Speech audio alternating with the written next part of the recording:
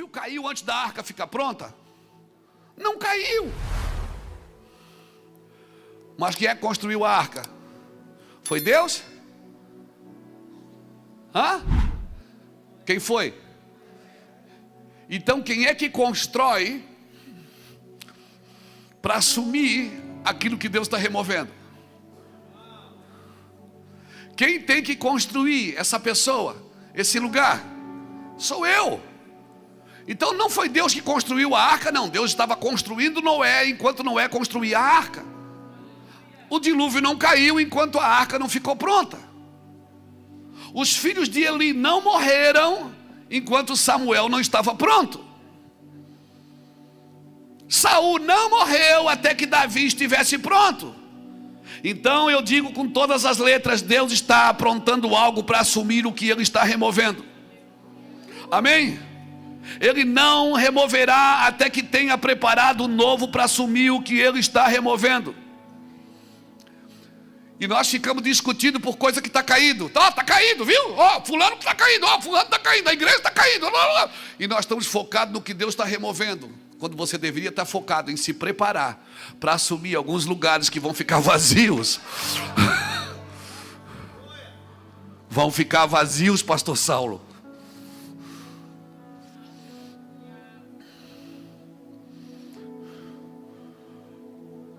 Vão ficar vazios.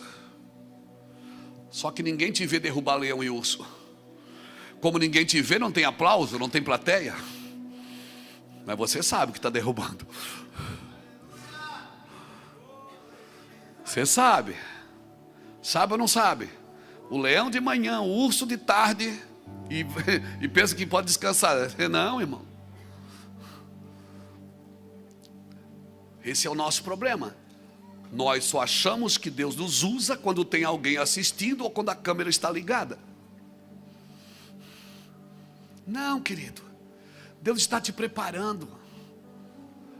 Por isso você tem que ser experimentado e ser contente em todas as circunstâncias da vida. Em tudo ser experimentado. Ser experimentado na dor, na perseguição, na tristeza, na angústia.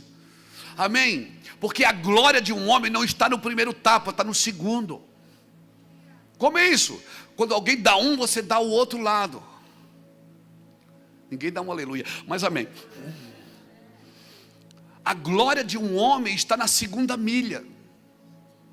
A primeira todo mundo vai, a segunda ninguém vai mais, porque ninguém acredita. Se não deu certo na primeira, para que eu vou na segunda? A segunda ninguém acredita. Por isso só vive os milagres e os propósitos de Deus quem permanece firme naquilo que Deus disse. Porque a glória de um homem, a glória de uma mulher está no segundo soco, irmão. Mas me tiraram a túnica, já levaram a capa? Já. E a túnica? Não, está comigo ainda? Não, então ainda não. Não fixe os seus olhos no que está caindo, mas no que Deus está construindo para assumir este lugar. Porque vai assumir, irmãos. Vai assumir, se prepare. Eu não estou dizendo que Deus tem que derrubar alguém para te levantar, não é isso que eu estou dizendo. Eu estou dizendo que Deus não vai parar em pessoas que não estão entendendo o seu propósito. Deus não vai parar, irmão. E era você para estar lá cantando, botando a musiquinha do Rock Balboa lá, taraná, taraná, subindo as escadas e apanhando. Como diz o profeta Rock Balboa, na vida não vence quem sabe bater, mas quem suporta apanhar.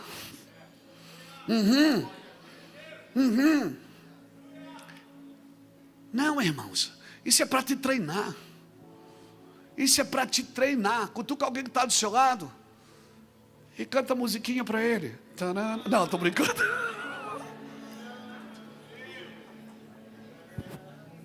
A gente era mais jovem, não faz muito tempo. A gente ia no cinema, quando tinha um cinema, né? Que a gente ia no cinema, ver o filme do Rock Balboa, ele apanhava. Daqui a pouco ele caía, aí via as imagens, tudo do passado, lembra?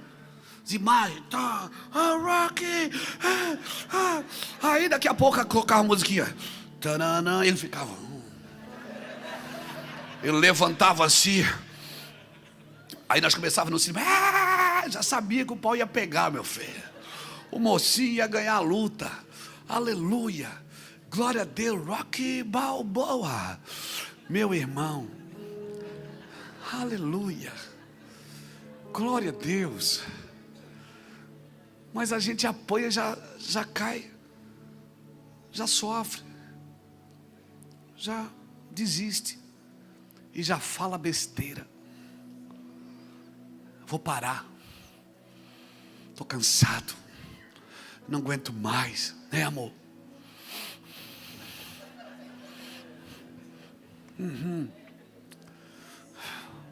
Glória a Deus.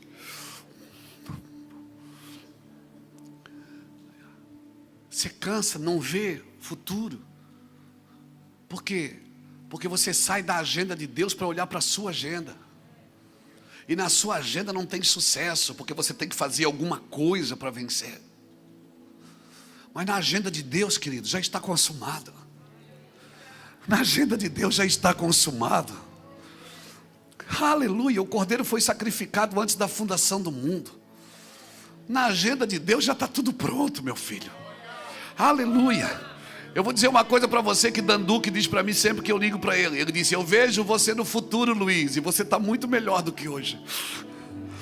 Aleluia. Deixa eu usar essa palavra motivacional, que eu nem sei pregar motivacional. Mas eu vejo você no futuro e você está muito melhor do que hoje. Muito mais animado do que hoje, muito melhor do que hoje, e muito mais preparado para viver a glória e a unção de Deus na sua vida. Você está me entendendo, querido? Mas por favor, se você não está entendendo, não fala besteira. Fala o que Paulo falou, eu tudo posso naquele que me fortalece. Eu aprendi a andar em cima, andar embaixo, no monte, no vale, na alegria ou na tristeza, na saúde ou na doença, na prosperidade ou na adversidade. Ei, eu aprendi. Entenda isso. E deixa que o Espírito Santo que foi te dado atrai a Deus para você. Quem atrai o Deus que você precisa é o Espírito Santo que está em você. Foi Deus que deu ele para você, para ele atrair Deus para você e mostrar Deus para você. Talvez o que você esteja vendo não seja Deus, seja o quê? Fruto dos seus estímulos, seja fruto das suas decepções. Não, irmãos, eu preciso entender o amor de Deus. Mas eu não sinto, pastor. Você não tem que sentir, você tem que entender. Porque você pode esquecer o que sente, mas nunca esquecerá o que entendeu. O que você sente, você pode esquecer um dia. Quando você não sentir mais, você esquece. Mas se você entendeu, irmão, ninguém mais tira de dentro de você. Por isso que Paulo, preso dentro de uma cadeia, prestes a morrer, ele disse, eu tudo posso naquele que me fortalece. Aleluia. Glórias a Deus. Quando eu entendo, ninguém mais me tira dali. Aleluia. Pastor, mas é difícil lidar com crítica, lidar com isso. Você queria o quê? Queria ser aceito no mundo que Jesus foi rejeitado? Você queria ser aceito no mundo que Jesus foi rejeitado?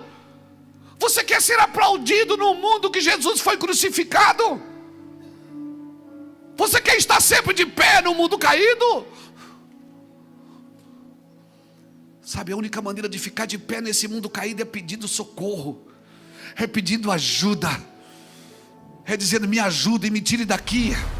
Há um pedido de ajuda, não é um ato de desistência, é um ato de eu quero continuar. Então o que eu sinto é bom, claro que é bom sentir, irmãos. Não anula o sentimento, não dá para deixar a alma em casa. A gente sente quando as pessoas falam mal da gente, a gente sente quando atacam a gente, quando atacam a nossa família, quando xingam a gente. Às vezes uma bobeira que você deu no trânsito, ia entrar e não entrou, o cara passa e faz dedo para você, xinga a dona Roseli, minha mãe, uma senhora tão abençoada. Dá vontade de ir atrás do cara? Não dá, gente. Quem tem vontade de ir atrás? Isso, sorria, não tem problema nenhum, você é normal. Não tem escondido, não, o sangue de Jesus tem poder, eu sou crente. Ah, para de besteira. Você tem vontade de ir atrás, sim.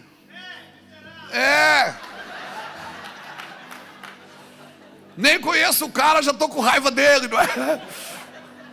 O problema é que nós queremos, sabe, um mundo de santidade falsa, é fake, irmão.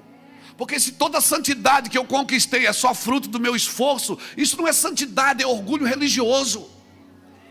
Deus só pode me ajudar se eu reconhecer quem eu sou. Então não tem problema eu ficar nervoso.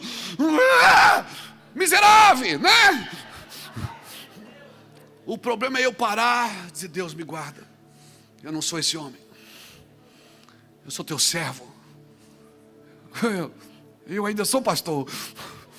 E vai que esse cara congrega na igreja. E ele fez dedo para mim, Deus, e eu ainda vou ter que abençoar ele. Dizer: ô meu filho, dá o seu dedinho aqui que o pastor quer quebrar.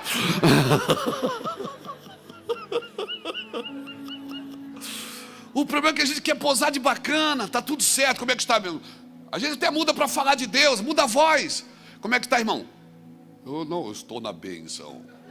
Uau, uau, uau. Tá nada, irmão. Tá na luta. Pede ajuda. Cara, me ajuda, eu sou nervoso. Eu preciso de ajuda, cara, eu sou bravo. Não tem problema nenhum, a gente quer posar, mostrar uma coisa que a gente não é. Deus não procura pessoas ideais, é as reais. As reais que vão tocar o coração de Deus, que vão viver o Evangelho, que vão viver a palavra. A palavra é cortante, irmãos. Por isso que todo crente precisa aplicar a Bíblia, a palavra de Deus à sua vida. Hebreus 4, versículo 12 e 13 diz assim: porque a palavra de Deus é viva e eficaz, e é mais cortante do que qualquer espada de 2 gumes, e penetra até o ponto de dividir a alma e o espírito, as juntas e medulas. E ela é o quê? Ela é apta para discernir os pensamentos e propósito do coração. A palavra ajuda você a discernir o pensamento e propósito do coração. E não há, agora isso é terrível, porque não há criatura que não seja manifesta na sua presença. Pelo contrário, todas as coisas estão descobertas e patentes aos olhos daquele que temos que prestar contas. Então não adianta, quando você disfarça para o irmão, você está disfarçando para Deus também. Amém? Quando você disfarça para o irmão, você está disfarçando para Deus. Você quer vender um produto que você não é. Às vezes o casal vem brigando dentro do carro para a igreja, irmão. Chega no estacionamento da igreja, dá a mão aqui, vamos entrar na casa do Senhor. E aí passa pelo primeiro crente: a paz do Senhor, querida. Todo mundo diz: a paz. Mentira, não tem paz. E o pior, os homens mentem mais que as mulheres. Você dá paz do Senhor e já olha para ela. Ela está doida para dizer: não tem paz nenhuma aqui, esse homem é um miserável, estou com vontade de matar ele. Só as irmãs agora, quem tem vontade? Não.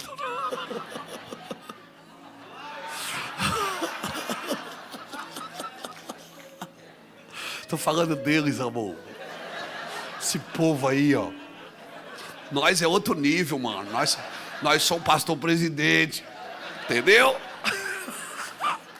Estou falando desses caras aí, ó. Esses caras ruins. Nós não, nós estamos na igreja do Senhor, estamos guardados.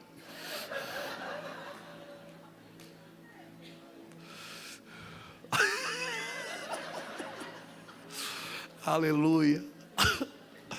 Você está me entendendo, irmão? Seja real. Você nunca vai poder dizer tudo posso naquele que me fortalece, se você não disser o que Paulo disse. Se você não disser o que Paulo disse: em tudo eu fui experimentado. E quando Deus está experimentando você, não adianta, irmãos. Deus quer nos aperfeiçoar, nos deixar melhor. Tem muita gente que precisa ouvir a tua história, ouvir você, precisa da tua ajuda. Como você vai ajudar alguém se você não for real com Deus? Tem que ser real. ainda que as pessoas elas se relacionam mais com as nossas conquistas e com as nossas vitórias do que com as nossas vulnerabilidades. E por isso muitos de nós não mostramos a nossa vulnerabilidade, porque achamos que as pessoas não vão se relacionar com isso. E nós nos enganamos. Por quê? Porque Deus aperfeiçoa a gente, o poder de Deus é aperfeiçoado na nossa fraqueza. E quando tu estás fraco, é que tu estás forte. Essa é a pedagogia de Deus, querido. Não vai mudar nunca. A palavra é apta para discernir os pensamentos e propósitos do coração. Ela traz luz aos pensamentos e desejos mais íntimos. Por isso que é bom se relacionar com Cristo, com a sua palavra, com as verdades das Escrituras. Por quê? Porque trazendo luz, ela traz luz até os pensamentos mais íntimos. Nada em toda a criação está escondido de Deus, amém? A Bíblia diz que tudo está patente aos seus olhos. Cada criação, cada estrela, Ele conhece pelo nome. Se toda a criação, você acha que nós, seres humanos, nós podemos fazer alguma coisa? Deus nos conhece. Então fala para Deus quem você é, seja real com Ele. A única forma de ser transformado é dizendo: Deus me ajude, eu sou assim. Não é vendendo um produto que nem você compraria. Irmãos, tudo está descoberto e exposto diante dos seus olhos, e é a Ele que nós vamos prestar contas. Irmãos, e eu já falei isso, eu vou repetir. A alma do crente, meu Deus, ela é altamente manipuladora. E olha, quer saber, ela é mais manipuladora do que a alma do ímpio. Por quê? Porque o crente, quando manipula, ele espiritualiza. O ímpio não. O ímpio já solta um palavrão. O crente, ele espiritualiza. Ele espiritualiza, ele coloca Deus no negócio. E aí quando a pessoa diz que Deus disse, Deus falou, e Deus mostrou, o que você vai dizer? Eu sou louco de ir contra Deus. Por isso é muito pior lidar com a alma do crente do que com a alma do ímpio.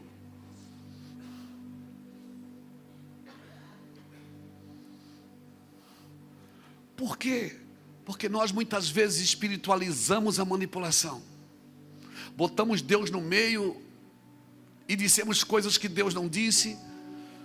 E nós trazemos Deus para a conversa como se Deus estivesse chancelando aquilo que estamos dizendo. Irmãos, reino e religião vestem a mesma roupa. Eles só não têm o mesmo espírito. Mas reino e religião são muito parecidos. Por isso que eu posso estar vivendo uma religiosidade e achando que eu estou vivendo o reino de Deus. Amém, irmãos? A religiosidade é quando você quer ser mais santo do que Deus. Quando você quer dar ideia para Deus e declarar o que Deus gosta e o que Deus não gosta. Reino e religião vestem a mesma roupa. Agora, uma pessoa que vive no reino de Deus, irmãos, ela precisa ver esse reino, e ela precisa entrar nesse reino, porque vendo e entrando ela vai ter compromisso. Ela vai saber para onde ela deve ir com clareza. E quando você sabe para onde você está indo com clareza, você se compromete com aquilo que você está fazendo. Você vai ver muitas pessoas servindo no reino de Deus, mas na realidade não estão servindo o reino de Deus. Tem uma performance, tem uma vontade correta, tem um serviço correto, mas às vezes aquilo tem a ver comigo, não tem a ver com o reino de Deus. Eu não estou comprometido o suficiente com aquilo. Nós estamos tentando, deixa eu explicar isso melhor, nós estamos tentando entender salvação, mas de como salvar a si mesmo, não é de como salvar o outro. Nós não entendemos que nós fomos salvos para dar a nossa vida em favor de alguém. Irmão, nós não estamos entendendo. Tem pessoas que elas alcançaram um lugar em Deus, vão crescendo, vão crescendo, vão crescendo. Glória a Deus, você tem que crescer mesmo na graça e no conhecimento. Aí a gente alcança um lugar em Deus. Aí acontece alguma coisa de errado com a gente começa a trabalhar para proteger o lugar, não para proteger a gente. Irmãos, não é o lugar que você tem que proteger, é o seu coração. Sobre tudo que deves guardar, guarda o teu coração, porque é dele que procedem as saídas da vida. E a Bíblia diz como você guarda o coração. É Provérbios 4, 23? É Provérbios 4, 23? Bota aí para mim Provérbios 4, 23. Acima de todas as coisas guarde seu coração, pois ele dirige o rumo de sua vida. Versículo 24. Evite todas as conversas maldosas. Como é que você guarda o coração? Evitando conversa maldosa. Segundo, afaste-se das palavras perversas. Olhe sempre para a frente, mantenha os olhos fixos no que está diante de você. Estabeleça um caminho reto para seus pés. Permaneça na estrada segura. Não se desvie nem para a direita nem para a esquerda. Não permita que seus pés sigam o mal. Meu filho, preste atenção à minha sabedoria, e eu sabei o meu conselho prudente. Guarda o coração, ele está dizendo. Sabe como que você guarda? Evite conversas tolas, maldosas. Evite algumas coisas erradas, de preferência tudo. Então a chave da sabedoria consiste em distinguir, ou seja, em discernir o que realmente eu quero da vida e o que realmente Deus quer para a minha vida. Porque o sábio, irmão, ele vai distinguindo no caminho. O tolo mistura tudo. Quando a Bíblia fala de reino, ele acha que está falando de salvação. Quando fala de salvação, ele já está falando de reino. A gente quer entender salvação para salvar a si mesmo. Ei, você não precisa salvar a si mesmo. Jesus já te salvou. Você precisa entender salvação para salvar o outro, para ajudar o outro, para dar a sua vida. Mas eu fui salvo, agora você dá a sua vida por alguém. Foi para isso que Jesus te salvou. Sabedoria tem a capacidade de ver o certo dentro do errado, e também tem a capacidade de ver o errado dentro. Como é que é? Tem errado dentro do certo? Tem.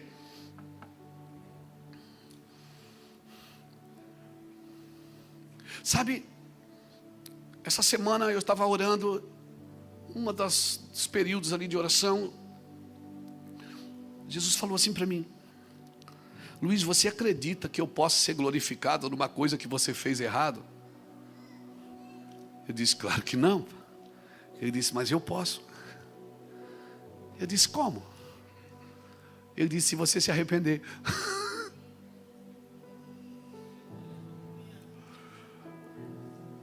Porque quando você se arrepende, eu já não olho mais para o que você fez de errado. Eu olho para o seu coração. Cara, aquilo mexeu tanto comigo, eu comecei a chorar. Então a vida com o Senhor é simples, irmãos. Porque o trabalho do engano, qual é? O trabalho do engano é relativizar tudo, colocar tudo junto.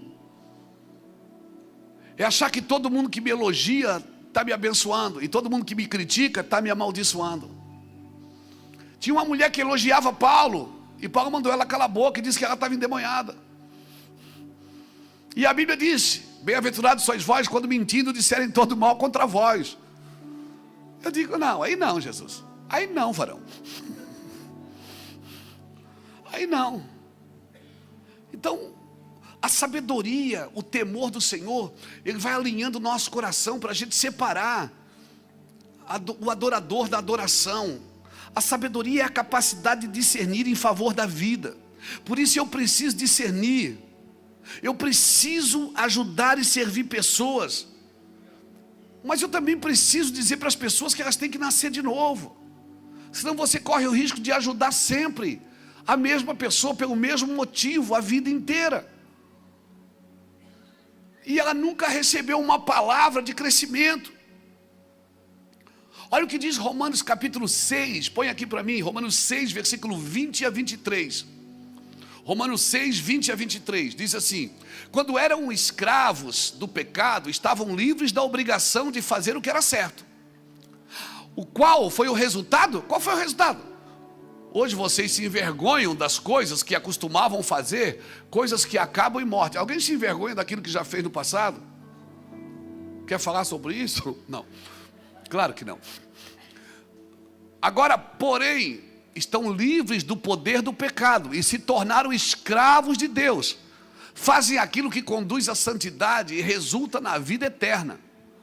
Pois o salário do pecado é a morte, mas a dádiva de Deus, o dom gratuito de Deus é a vida eterna em Cristo Jesus, nosso Senhor.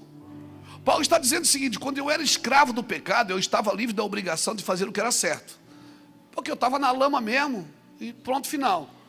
E qual foi o resultado? Vergonha. Agora o verso 22 diz o quê? Agora, porém, nós estamos livres do poder do pecado. Para quê? Para nos tornar escravo da justiça. Ou seja, eu não sou mais escravo do pecado, mas eu ainda sou escravo da justiça. Porque agora eu tenho obrigações de fazer o que é certo. E pessoas não entendem a graça assim. Elas entendem a graça que eu posso agora fazer tudo de novo, porque Deus já me perdoou. Não! Eu era escravo do pecado, fui salvo do pecado para ser escravo da justiça. E no mesmo capítulo, e no versículo 19, Paulo está falando sobre a natureza humana que é fraca. Ele diz: olha, a natureza sua é fraca. No passado vocês se deixaram escravizar pela impureza e pela maldade, e o que fez vocês afundar no pecado. Agora vocês devem se entregar como escravo da vida de justiça. Você está me entendendo? Em outras palavras, resumindo, eu fui salvo para salvar, eu fui curado para curar, eu fui liberto da escravidão para me tornar escravo do amor de Cristo. Aleluia. Você está entendendo isso, meu irmão? Simples assim. Aleluia. Uma vez que a graça me libertou da lei, quer dizer que eu posso voltar a pecar? Claro que não, eu não devo, porque agora eu sou escravo daquilo que eu escolhi obedecer. Eu era escravo do prazer, eu era escravo do desejo, eu era escravo do pecado. Agora eu sou escravo daquilo que eu escolhi obedecer, e eu escolho obedecer a Cristo. Isso também não me isenta do tratamento, não me isenta de ser experimentado. Amém? Amém, irmãos? Alguém me disse esses dias: pastor, mas parece que agora a vida ficou pior. Eu disse: antes você não tinha inimigo, você fazia o que ele queria. Agora você luta contra a sua carne, para não fazer o que ela quer. Ou você escolhe obedecer o pecado que te leva à morte, ou você escolhe obedecer a Deus que te leva à vida de justiça. Ou você se torna livre do pecado para fazer, ou seja, você se torna livre do pecado para fazer-se escravo da justiça de Deus. Então não é uma opção, irmãos. Você está me entendendo? Não é uma opção. Eu vou dizer para você o que eu digo para muitas pessoas: se você queria viver a sua vida da sua maneira, por que você entregou ela para Jesus?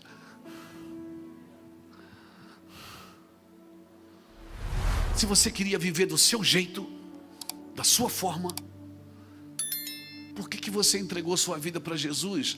Eu vou dizer por que você entregou. Você entregou porque você não suportava mais a antiga vida. Estou certo? Estou certo? Aleluia. Quanto tempo faz que você não chega bêbado em casa? Quanto tempo faz que você não chega drogado em casa?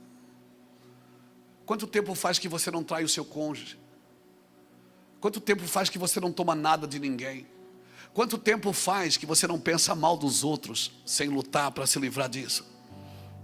Quanto tempo faz que você não abre a sua boca para condenar, para amaldiçoar? Contabilize. De quem realmente eu mereço ser escravo? Da morte ou da vida?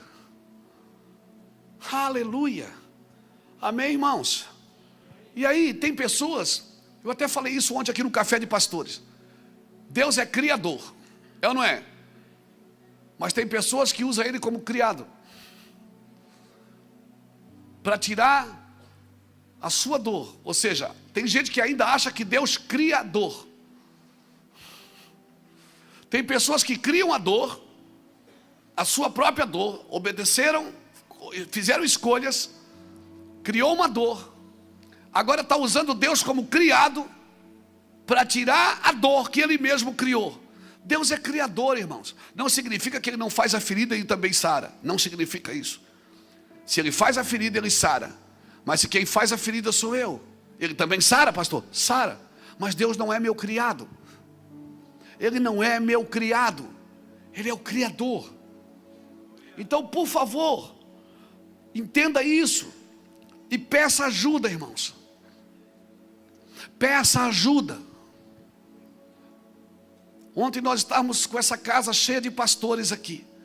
Pastores que vêm de vários lugares do Brasil. Onde ainda tinha menos pessoas, porque por causa das eleições hoje, eu acredito que muitos não puderam vir para poder estar nas suas cidades hoje.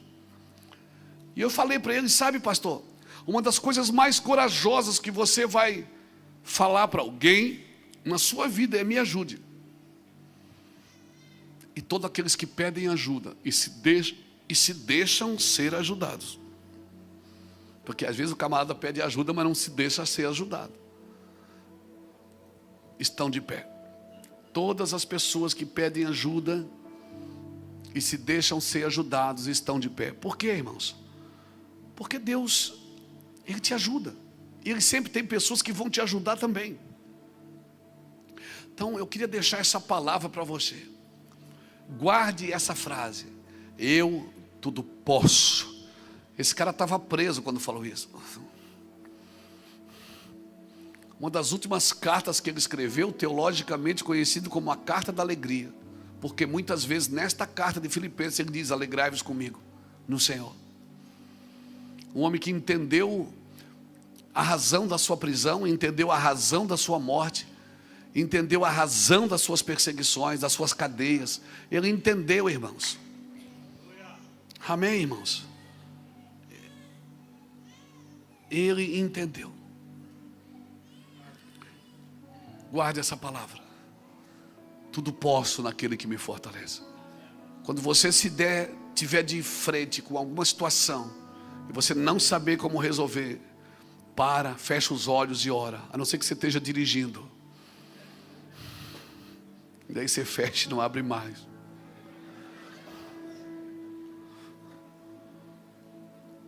Para e diz: eu tudo posso naquele que me fortalece. Mas também esteja pronto para ser experimentado em tudo. A ter necessidade e a ter fartura. A morar em Alphaville e em Alfavela. Na mansão e no barraco. Ter seu carro próprio ou ir de busão. Seja experimentado e viva cada fase que Deus permite você viver com alegria e gratidão. E depois a gente sente e conversa. Viva cada fase com alegria e gratidão. Não fique procurando um culpado para a sua situação. Aleluia. E também não fique procurando pecado em você, porque você vai achar. E a hora que você achar, se você achar, e certamente vai, deixa que o Espírito Santo vai mostrando para você: isso está errado. Isso está errado. Ouça bons conselhos de pessoas que estão andando com Jesus. Amém, irmãos? Ouça bons conselhos. Nossos relacionamentos, eles precisam ser saudáveis com Cristo. Fique de pé comigo, por favor.